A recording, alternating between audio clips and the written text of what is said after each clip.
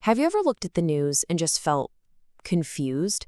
You see these cyber attacks, these tense standoffs at sea, these wild disinformation campaigns, and you think, wait, are we at war or not? It's not quite peace, but it's not exactly war either. Well, today, we're diving right into that confusing, murky middle ground. And that brings us to this central question, the one that keeps strategists and policymakers up at night all over the world. How on earth do you win a war that isn't actually a war? I mean, if the old rules of conflict don't apply, what does winning even look like? That's the huge problem we're going to unpack in this explainer. So this messy space actually has a name. Experts call it the gray zone. And this definition from the U.S. Special Operations Command really nails it. It's all those hostile actions that fall right between the traditional war and peace duality. It's not one or the other, it's that murky in-between, where the whole goal is to get what you want without ever crossing that line into a full-blown declared conflict. And listen, this isn't just some academic theory. For countries that want to shake up the current world order, we're talking about powers like China, Russia, and Iran, the gray zone is basically their go-to playbook. And why wouldn't it be? It lets them push boundaries, grab territory, gain influence, and totally reshape the geopolitical map, all while avoiding a direct military fight they know they might not win. It's a clever, if unsettling, strategy. Okay, so what does this playbook actually look like in practice? What does it feel like on the ground? Let's open it up and take a look at the specific tactics that are being used to win this undeclared competition. Let's start in the South China Sea. Now, at first glance, this just looks like a massive group of fishing boats, right? But it's not. This is China's maritime militia. These are technically civilian vessels, often run by actual fishermen, but they are absolutely organized, funded, and directed by the Chinese military. So, are they civilians or a paramilitary force? The answer is yes. They're both. And that ambiguity, that's the entire point. One of their signature moves is something a Chinese major general openly called the cabbage strategy. It's brilliant in its simplicity. Step 1, you surround a contested island or reef with so many boats that it's wrapped layer by layer like a cabbage. Step 2, you squeeze. You physically block any other country's ships from getting food, water, or supplies to their outpost. And finally, step 3, you control it. You just wait them out until they're forced to leave, all without firing a single shot. And this quote from the general, it just lays the cold logic bare. This isn't about winning a battle. It's about logistical strangulation. You make it physically impossible for your opponent to even exist there anymore. It's a slow, grinding takeover that's all about patience and overwhelming numbers, not firepower. And believe me, this isn't just a theory. In March of 2021, this is exactly what went down at Whitsun Reef, which is in the Philippines' exclusive economic zone. Suddenly, over 200 Chinese vessels just appeared. Their official excuse?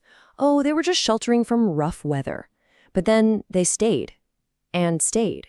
And just by being there, they created this intimidating presence that effectively gave China control of the area. It was a major strategic win, all under the guise of something totally deniable. Now, this tactic of using deniable forces isn't just happening at sea. Let's pivot to the Middle East, where another major gray zone player, Iran, uses a different but related method: proxy warfare.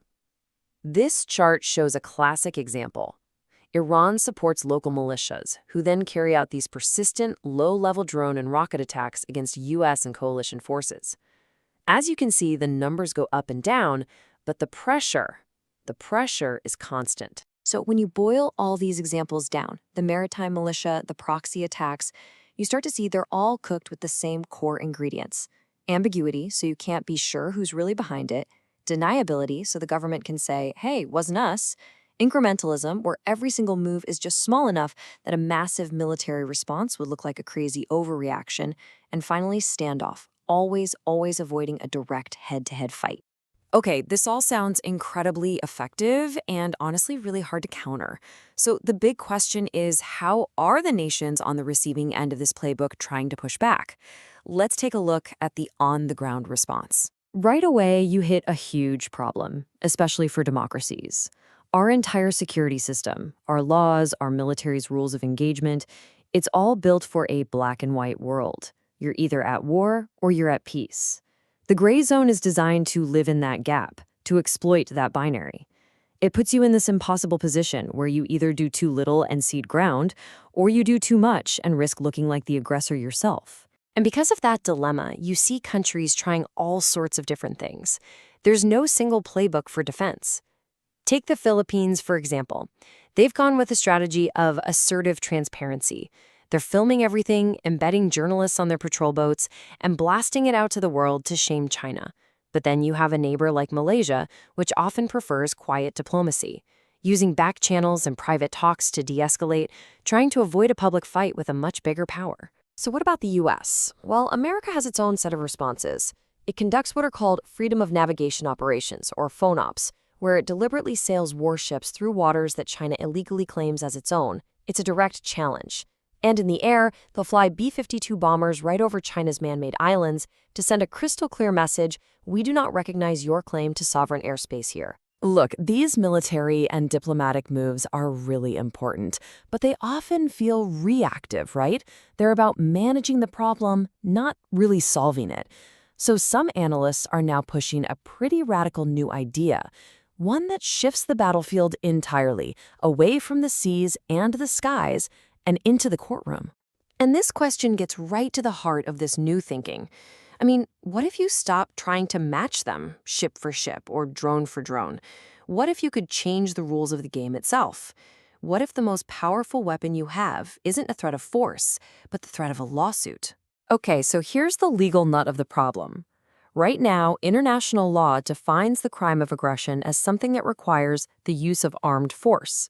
By being so specific, the law accidentally created a massive loophole.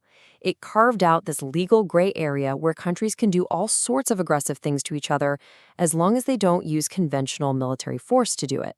So how do you close that loophole? The strategy being proposed is called legal deterrence, and it basically works in 3 steps. First, you get the international community to formally define gray zone aggression as illegal. Step 2, you criminalize the specific tools they use, the cyber attacks, the militia forces, so you can hold individuals accountable. And third, you make it way easier for countries to share intelligence and enforce these laws across borders. The goal is simple: make these actions too legally and financially painful to even try. And you know, this idea of holding a country responsible for what happens on its territory, even if you can't prove they did it directly, it actually has deep roots. Way back in 1872, an international tribunal made Britain pay damages to the U.S. just for letting Confederate warships be built in its ports. And then in 1949, a famous case held Albania responsible for mines in its waters that hit British ships, even with no proof Albania laid them. The court basically said, you control these waters, you should have known. That sets a powerful precedent for today.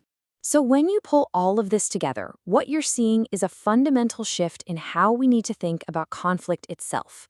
The old lines are blurring, and the arenas where nations compete are expanding in ways we never really expected.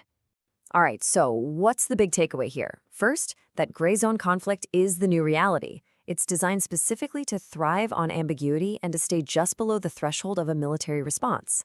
And while having ships and planes is still absolutely essential, maybe, just maybe, the most innovative counter doesn't come from the Pentagon, but from the courthouse.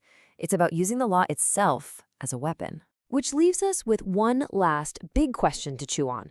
In the 21st century, as nations jockey for power in an ever more connected world, are we watching law itself become the new decisive battlefield?